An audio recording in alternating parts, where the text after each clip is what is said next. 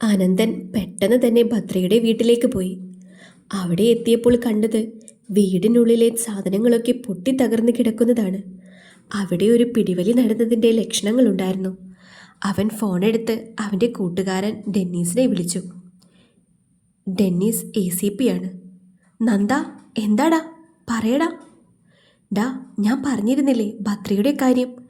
ഇപ്പോൾ ഭദ്രയെയും അവളുടെ അച്ഛൻ ജയകൃഷ്ണനെയും കാണാനില്ല. ആ സ്ത്രീ, അവരാകും ഇതിന് പിന്നിലെ.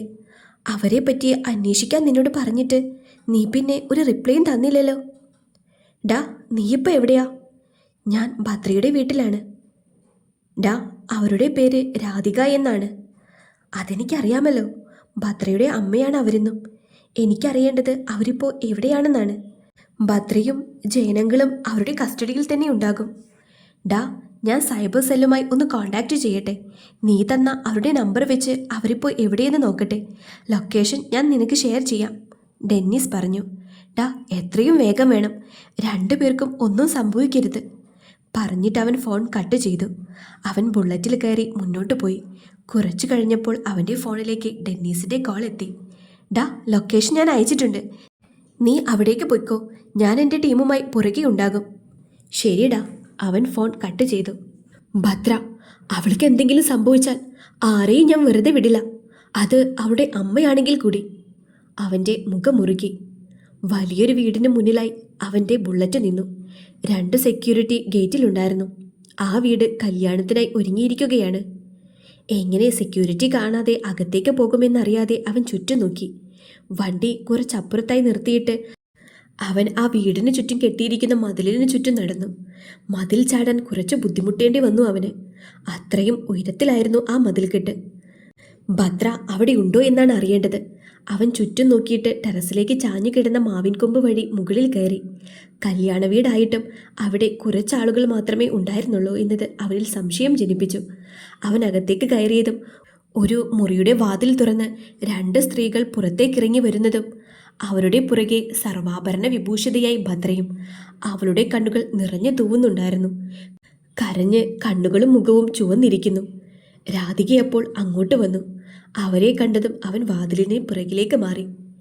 നിന്നോട് പറഞ്ഞതൊക്കെ ഓർമ്മയുണ്ടല്ലോ. നീ ഈ വിവാഹത്തിനെതിരെ നിന്നാൽ നിന്റെ അച്ഛൻ്റെ ജീവൻ അത് ഞാനങ്ങ് എടുക്കും.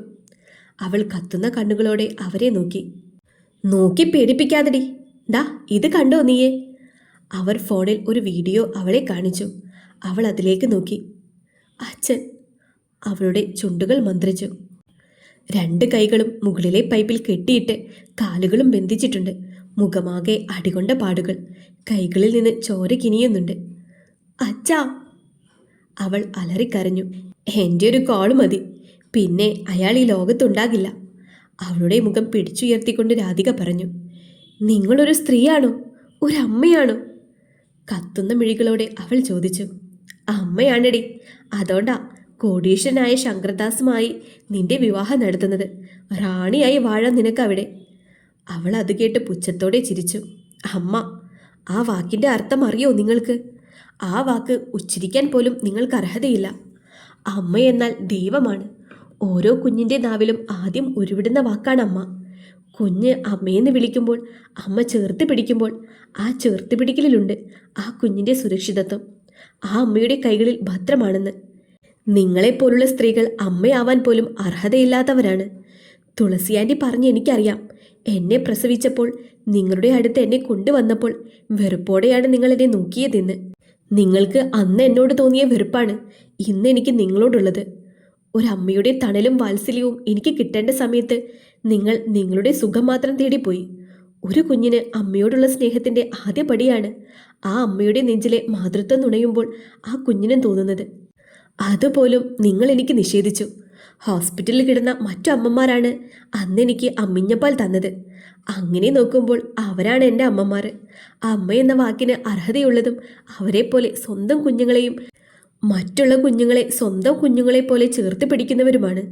ഈ ലോകത്ത് ഭദ്ര ആരെയെങ്കിലും വെറുക്കുന്നുണ്ടെങ്കിൽ അത് നിങ്ങളെ മാത്രമാണ്. പറഞ്ഞു കഴിഞ്ഞോ നിന്റെ കവലപ്രസംഗം? അവളെ താഴേക്ക് കൊണ്ടുവാ, കൂടെയുള്ളവരോട് പറഞ്ഞിട്ട് രാധിക താഴേക്ക് പോയി. അവളെയും കൊണ്ടവർ മണ്ഡപത്തിലെത്തി. മണ്ഡപത്തിലിരിക്കുന്ന ആളെ അവൾ നോക്കി. തൻ്റെ അച്ഛനേക്കാൾ പ്രായമുള്ള ഒരാൾ. അയാളുടെ കണ്ണുകളിൽ അവൾക്ക് കാണാൻ കഴിഞ്ഞത് കാമം മാത്രമാണ്. അയാളുടെ കണ്ണുകൾ അവളെ കൊത്തിവലിക്കുന്നുണ്ടായിരുന്നു. അയാൾ അവളെ ആപാത ചൂടും നോക്കി. രാധു പറഞ്ഞപ്പോൾ ഇത്രയും കിളുന്തു പെണ്ണാണെന്ന് കരുതിയില്ല. അവളുടെ ശരീരത്തിലൂടെ അയാളുടെ കണ്ണുകൾ അരിച്ചിറങ്ങി. എന്തിനോ വേണ്ടി അയാളുടെ കണ്ണുകൾ തിളങ്ങി. രാധിക ബലമായി അവളെ അയാൾക്കരികിലേക്കിരുത്തി. അവൾ ദയനീയമായി അവരെ നോക്കി. പൂജാരി താലിച്ചരട് അയാൾക്ക് നേരെ നീട്ടി. അയാൾ അത് വാങ്ങിക്കൊണ്ട് അവളെ നോക്കി. അവൾ കണ്ണുകൾ ഇറുക്കി അടച്ചു. പ്രിയപ്പെട്ടവനിൽ നിന്നേറ്റ ചതി, അച്ഛൻ്റെ ജീവൻ തൻ്റെ കൈകളിലാണെന്ന തിരിച്ചറിവ്, അതെല്ലാം അവളെ തളർത്തുന്നുണ്ടായിരുന്നു. അവളുടെ കണ്ണുകൾ നിറഞ്ഞൊഴുകി. പെട്ടെന്ന് മുകളിൽ നിന്ന് മണ്ഡപത്തിലേക്ക് കുതിച്ചു ചാടി അനന്തൻ. ശങ്കരൻ്റെ കയ്യിൽ നിന്ന് താലി തട്ടിയെടുത്തു. അയാളെ ആഞ്ഞു ചവിട്ടി. അയാൾ കസേരകൾക്കിടയിലൂടെ ചുമരിൽ ചെന്നിടിച്ചു നിന്നു. രാധികയുടെയും ശങ്കരൻ്റെയും കിങ്കരന്മാരുമായി ഒരു യുദ്ധം തന്നെയായിരുന്നു അവിടെ നടന്നത്. പെട്ടെന്ന് പോലീസുകാർ അവിടേക്കെത്തി. ഡെന്നീസ് അയച്ചതായിരുന്നു അവരെ. പെൺകുട്ടിയുടെ ഇഷ്ടമില്ലാതെയാണോ ഈ വിവാഹം നടത്തുന്നത്? SI ചോദിച്ചു. സാറേ, ഞാൻ അവളുടെ അമ്മയാണ്. എൻ്റെ മോളുടെ പൂർണ്ണ സമ്മതത്തോടെയാണ് ഈ വിവാഹം നടക്കുന്നത്. ഇവനാ അതിനിടയിൽ കയറി വന്ന് പ്രശ്നങ്ങൾ ഉണ്ടാക്കുന്നത്. രാധിക മുന്നോട്ട് വന്ന് പറഞ്ഞു. ആണോ കൊച്ചേ? നിന്റെ സമ്മതത്തോടെയാണോ ഈ വിവാഹം നടക്കുന്നത്? അനന്തൻ അവളെ നോക്കി. അവൾ രാധികയെയും. രാധികയുടെ കൈ ഫോണിലേക്ക് നീളുന്നത് കണ്ട് അവൾ പെട്ടെന്ന് പറഞ്ഞു. അതെ, എൻ്റെ സമ്മതത്തോടെയാണ്. വിതുമ്പിക്കൊണ്ടവൾ പറഞ്ഞു. കേട്ടല്ലോ സാറേ, ഇനി ഇവനെയും കൂട്ടി സാറുമാർ പോയാട്ടെ. രാധിക പുച്ഛം നിറഞ്ഞ ചിരിയോടെ പറഞ്ഞു. അനന്തൻ്റെ ഫോൺ ശബ്ദിച്ചു. അവൻ കോൾ എടുത്തു. ഡെന്നീസ് ആയിരുന്നു മറുവശത്ത്. നന്ദ, ഭദ്രയുടെ അച്ഛൻ സുരക്ഷിതമായി എൻ്റെ കൂടെയുണ്ട്. അനന്തൻ ശ്വാസം വലിച്ചു വിട്ടു. ഭദ്ര, വാ പോകാം. അവൻ അവളുടെ കയ്യിൽ പിടിച്ചുകൊണ്ട് പറഞ്ഞു. നീ ആരാടാ അവളെ കൊണ്ടുപോകാൻ? ഞാൻ അവളുടെ അമ്മയാണ്. എനിക്കാണ് എൻ്റെ മകളിൽ അവകാശം. രാധിക വീറോടെ പറഞ്ഞു. അനന്തൻ ചുറ്റും നോക്കി. തറയിൽ കിടന്ന താലിച്ചരട്ടിൽ അവൻ്റെ കണ്ണുടക്കി. അവനത് കുനിഞ്ഞെടുത്തു. കണ്ണടച്ച് ശില പോലെ നിൽക്കുന്ന അവളുടെ മുഖത്തേക്ക് നോക്കിക്കൊണ്ട് അവൻ ആ മഞ്ഞച്ചരടിൽ കോർത്ത താലി അവളുടെ കഴുത്തിലേക്ക് ചാർത്തി. അവൾ കണ്ണു തുറന്ന് ഞെട്ടലോടെ അവനെ നോക്കി. രാധികയും അമ്പരന്ന് പോയി. അവർ അതൊട്ടും പ്രതീക്ഷിച്ചില്ല. ഇവളിപ്പോ എൻ്റെ ഭാര്യയാണ്. അമ്മയേക്കാൾ അവകാശം കഴുത്തിൽ താലി കെട്ടിയ ഭർത്താവിനാണ്. അവൻ അവളുടെ കയ്യിൽ പിടിച്ചുകൊണ്ട് പറഞ്ഞു. അവളുടെ ചെവിയോരം ചെന്നവൻ പറഞ്ഞു. നിന്റെ അച്ഛൻ സുരക്ഷിതനാണ്. അവൾ അപ്പോഴും ശില പോലെ നിൽക്കുകയാണ്. ഇനിയിപ്പോൾ പ്രശ്നമൊന്നുമില്ലല്ലോ.